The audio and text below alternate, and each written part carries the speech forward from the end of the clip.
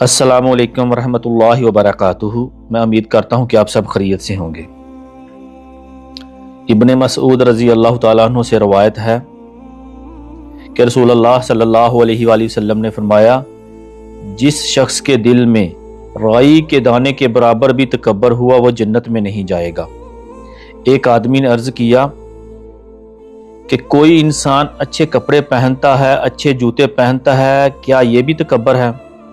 تو رسول اللہ صلی اللہ علیہ وآلہ وسلم نے فرمایا، بے شک اللہ جمال ہے اور جمال کو پسند کرتا ہے، یعنی کہ اللہ خوبصورت ہے اور خوبصورتی کو پسند کرتا ہے۔ اور تکبر یہ ہے کہ سچ بات کو جھٹلانا اور کسی کو حقیر سمجھنا۔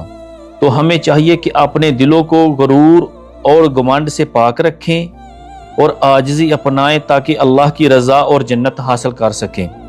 اللہ رب العزت سے دعا ہے کہ ہمیں عمل کرنے کی توفیق عطا فرمائے، آمین۔